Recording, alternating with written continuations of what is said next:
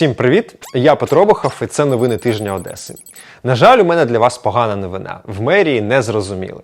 Нагадаю, що у нас нещодавно була позачергова сесія, на якій ми виділяли додаткові кошти, які були зменшені з фінансування ремонту доріг, скверів, стадіонів, на те, щоб допомогти ЗСУ, на те, щоб купити автівки ЗСУ, якісь прилади, які їм потрібні, для тих бригад, які розташовані в Одесі, для ТРО. І ми збільшили фінансування ЗСУ більш ніж на 200 мільйонів за рахунок міського бюджету. І ось, що робить мерія через тиждень після цього.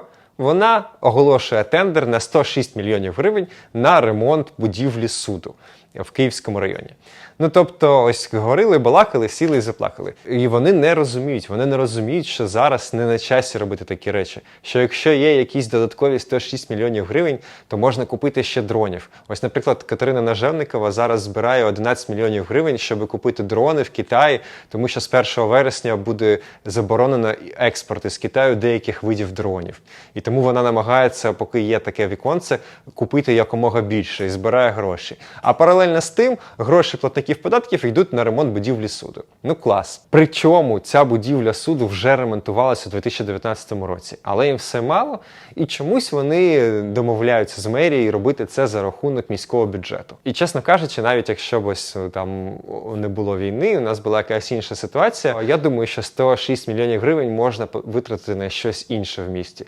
В нас є і школи, є і лікарні, не вистачає трамваїв, тролейбусів замість маршруток. Але ремонтується будівля суду, хоча у судової гілки влади є власний бюджет, який фінансується з державного бюджету. Але їм все мало. Мені ось дуже дивно, коли я бачу, там, наприклад, новину, Микола Тищенко поїхав у Таїланд. Потім там ще якийсь народний депутат поїхав на Кіпр. І я ось думаю, ну, якщо людина народний депутат, вона ж бачить ці новини, і вони розуміють, що так не потрібно робити. Але вони все роблять і роблять. Далі пішла ця історія з тендерами. Масово по всій країні зупиняють тендери на стадіони, парки і там переклад бруківки, перерозподіляють гроші на допомогу ЗСУ. І всі це бачать. І це в новинах, в соціальних мережах кожен день. Ні, оголошуємо ще тендер на 106 мільйонів. Ну ось що в головах у нашій мерії, скажіть мені, в управлінні капітального будівництва? До речі, я як депутат за це не голосував. І ніхто з депутатів за це не голосував. І коли я почув, що мерія оголошує тендер на 106 мільйонів, я спочатку подумав, що це якась помилка. Ну, як таке може бути? Ми ж переглядали бюджет, ми не бачили там такої цифри. А вони роблять таку хитрість. Вони записали в бюджет спочатку на лютневій сесії 2 мільйони гривень на проєктування. Ну, 2 мільйони гривень – це така непомітна сума, там багато таких витрат на 2 мільйони гривень. Ніхто не привернув на це уваги. До речі, наша фракція тоді за бюджет не голосувала. Потім на сесії в липні вони додали ще 12 мільйонів гривень, і також депутати за це проголосували. Але суми 106 мільйонів не було. А далі що вони зроблять? Далі вони оголошують тендер на 106 мільйонів гривень, яких в них нема, яких ми не дозволяли витрачати.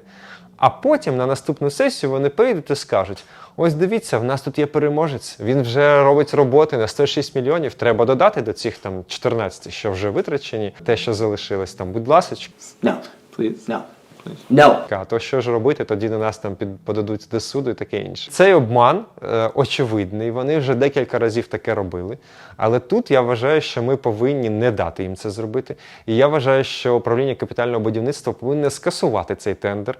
І якщо в нас є додаткові гроші, то закупити на них дрони, антидронові рушниці, все що завгодно, все, що може допомогти нам якомога швидше перемогти. А вже потім будемо ремонтувати суди і таке інше. Сподіваюсь, що мене почують і інші депутати і в мерії. Друга така дуже дивна історія – це те, що наша обладміністрація вирішила сподобатись людям.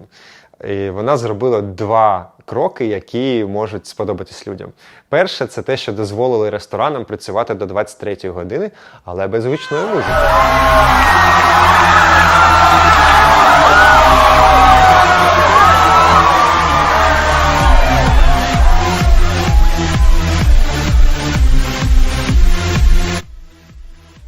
Це гарне рішення, і його потрібно було приймати спочатку саме таке, тобто заборонити тільки гучну музику, а якщо люди хочуть поїсти, то тут немає ніякої проблеми для мене моральної. І дійшло нарешті. І друге, ось таке суперечливе рішення – це відкриття пляжів для купання. Як було там у Купатись чи не купатись? Так ось це головне питання вчорашнього дня, тому що дозволили купатись на 6 пляжах в Одесі. Але, втім, наприклад, пані Гуменюк нагадує, що морські міни нікуди не подівались, і що за останній рік було більш ніж 10 детонацій морських мін, і деякі з них були неконтрольованими. І також вона нагадує, що уламки морської міни можуть розлетітись на відстань до 200 метрів, а гідроудар може відчуватися аж до кілометра. І тому ті сітки, якими прикрили деякі пляжі, вони від нічого насправді не захищають. Приємно, що на цих пляжах працюють рятувальники, що вони постійно чергують, і вони вже вчора врятували одну жінку. Ті одесити, які вважають, що купатись для них безпечно, що з ними нічого не станеться, вони плювати хотіли на ці пляжі, типу захищені. Я ось вчора проїхався вздовж узбережжя, і приблизно однакова кількість людей на пляжах з сітками і на пляжах без сіток. І, до речі, вже вчора одна людина померла, втонула на пляжі на Ланжероні, де не було ні сіток, ні рятувальників. Тому, якщо ви все ж таки хочете ризикнути, то хоча б йдіть на пляжі з рятувальниками, і це буде хоч трохи безпечніше. Також на цьому тижні був відзначений День будівельника, і наш пан міський голова Труханов виступив перед будівельниками з такою дуже дивною промовою. Як будівельна компанія може вважати себе добросовісною, коли вона будує житлові комплекси, куди не в'їхати, не виїхати, не припаркуватися? В ній він сказав, що ось кляті забудовники, вони так будують, що потім там нема проїздів, нема де запаркуватись. Подивіться, як забудували Гагарінське плато та район 3-ї станції Люзорської дороги, колишнє антенне поле. Там неможливо проїхати, неможливо припаркуватись. Гагарінське плато. Там вже важко ходити пішки, що вже казати про рух машин. Люздорська дорога, антенні поля. Забудовник не потурбувався про паркінг, то жителі залишають свої автівки прямо всередині внутриквартальних проїздів. А дивіться, там не зробили проїзди, не зробили дороги. Ось ці будівельники, єдине, що їх цікавить, це нажива. Але ми беремо все на свій контроль і більше такого не буде. І, чесно кажучи, я такого лицемірства давно вже не бачив, тому що насправді все це виросло під час того, як пан мер Труханов був мером. І саме його головний архітектор видавав містобудівні обмежені умови на це. А хто не побудував дороги? Це не задача забудовника будувати дороги. Це не входить в їх функцію, і це не входить в їх межі забудови. Це задача міської влади. І для неї, для цього є бюджет, який наповнюється платниками податків. Тому хто це не зробив? Ось мені цікаво. Ну і також Аркадія. Ми пам'ятаємо, що в нас є кримінальна справа, яку розслідувало НАБУ по злочинній організації, одним з членів якої підозрюється, що був Труханов, яка і займалась забудовою Гагарінського плато. Та хто в цьому винен? Яким треба бути і як треба не любити своє місто, щоб отримати дозвіл на будівництво 7-поверхівки, а потім провести зі столиці дозвіл на 11 поверхів. Хтось такі вони, якісь забудовники, якийсь там Київ винен? Чи, можливо, пану меру треба подивитись на себе в дзеркало? Я не розумію, як так можна, і до того ж людина там живе, і вона кожного дня зі свого вікна бачить все це. І все це зроблено також і його руками. І всі ці ділянки, вони голосувались на сесії міськради. Це не якісь там інопланетяни нам наголосували. За це голосували і депутати, і від «Довіряй ділам», і сам мер, як член громади, голосує також на цих сесіях. Тому мені дуже було дивно чути цю промову, з якою я повністю згоден. Дійсно, не потрібно так будувати.